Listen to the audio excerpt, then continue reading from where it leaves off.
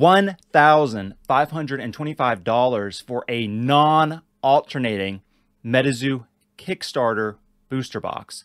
March 31st, fairly recent. How did this happen?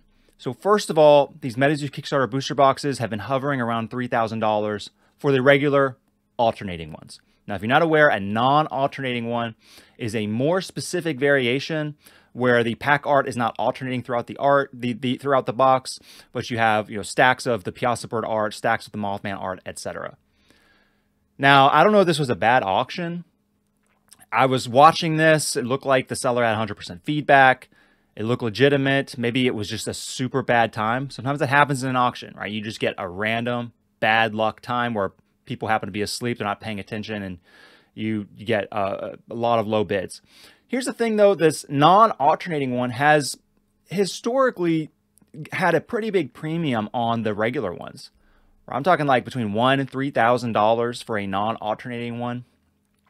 Before that, on March 24th, 130point.com is showing a best offer accepted for $2,900 for one of these. That's still less than a regular alternating one, and they're supposed to be more rare. So we've got a couple of the alternating ones in auction right now up on eBay. You got one up as a buy it now for $3,000 that has been sitting for a few days. I don't know if we're looking at a big lull for these Kickstarter boxes in particular. It does feel like we're at a lull with MetaZoo in between the Seance and the native release.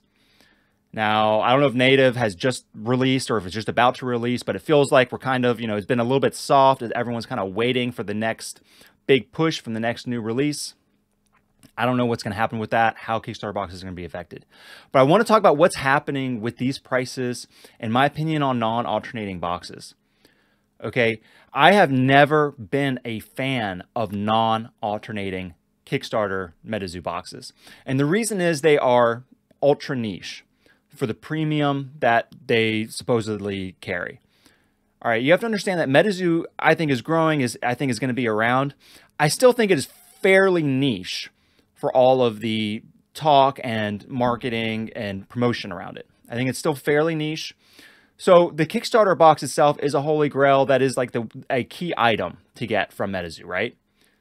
Now, these non-alternating are super niche. And the thing is, are they really worth the premium simply because of the word non-alternating on the box and because the pack art is not alternating? For me, as a collector, I understand. You have a card that's 20 years old. You have the exact same card reprinted that looks exactly the same. And we collectors, we care about little differences. We want the old one still, right? But I think the fact that something is older, that's a very different thing than something that is from the same time period and has like an error on it. I've never liked error cards in Pokemon. I know they're a thing. They carry a premium. The thing is, I don't really care. I kind of want the classic. You have like your holo Dark Dragonite, I think is the one that's full holo, first edition. I would much rather have that in a PSA 10 versus this like error one where it was printed with the non-holo. I think that's how it works. Or they're missing an HP or they have a gray first edition. For me, I don't really care about that stuff. I just kind of want the original card in its classic form. Now, I understand it's a thing. Okay, there are collectors who want that, who appreciate that along with the time factor. The thing is, when you are going after that kind of stuff, there is a much smaller audience of those people who are really interested in that. And for me, I feel like there is far greater liquidity, even though the price is a little bit lower on the non-error variation. There are going to be far more potential buyers who may not be interested in the error factor, but just want that card. So yes, you're getting less money for it, but it's far more liquid and you have more potential buyers. I think that's a similar case with these non-alternating booster boxes. So you have to wonder, is it worth getting that extra $1,000 to $3,000 when these boxes were doing better, when the pool is so much smaller and you have to wait a longer period of time? If you have a soft period like right now, you're just not going to find the buyer, I think, who's going to be willing to pay the premium for that one, when most people would be perfectly happy just to have the Kickstarter box.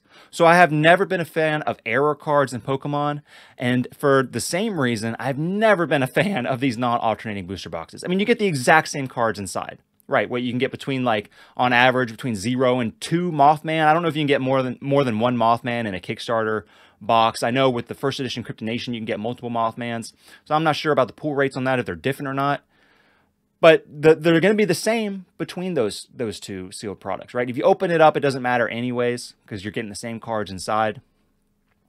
And so I just do not see the premium for that kind of thing. I think sealed product as a whole right now is also going to be taking a hit. This is just a personal hypothesis of mine because of the risk involved versus single raw and graded cards, because eBay's authenticating this stuff right now, right?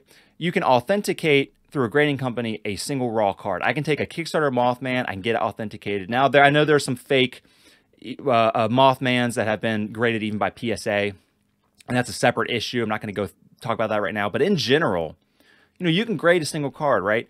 You get a booster box and it's sealed and it arrives to you. There could be, you know, it could be a fake seal. There's always that risk involved, because eBay is not authenticating that, right? They're authenticating the raw cards now. They're authenticating, you know, grading companies tell you a card is real. And no one's doing that with sealed product right now. PWCC is doing that, but they open up the box and then they put their own seal on it. I think that's a step up. For me personally, you know, I don't really mess with sealed product anymore in general. And I think that this is going to be a growing risk. You know, even if you want to sell something to somebody, they could scam you even if you sent them a real box, right? Whereas they can't do that with this new authentication service. eBay says, nope, we authenticated it. We're not going to do that return. Yeah, I don't know what they do instead if you're really adamant about it as a buyer, but you have that security now. And I think that's going to give graded single cards a boost. Maybe we're seeing something like that with a sealed product market, but I would be very careful right now. I mean, yeah, if you want to get a non-alternating a box for $1,500, it sounds like actually a pretty good deal. That's less money than what a regular alternating one was going for, right? That's awesome. So, but I would be very careful if someone has one listed maybe for more, or if you're, you know, looking to get one and you're seeing an auction going way up there for non-alternating. For me personally, I would be kind of holding out for just a regular Kickstarter box if you really want one of these things. But this is a market we're going to have to be watching. We've got a few more auctions, it looks like, right now going on eBay. We're going to see how some regular alternating ones are doing. But yeah, so we're going to see where this Kickstarter box plays out. I don't know if we're seeing a big dip right now. I'd use extreme caution. We're going to see a few more sales. This might have been a bad auction. That happens on eBay. Okay. I want to know what you all think about the non-alternating boxes down in the comments below. If you agree with me, if you disagree, if you think there will be a big premium to be had on those kinds of boxes over the long term versus the regular alternating ones. Thanks so much for watching, and I'll see you in another video. Thank you.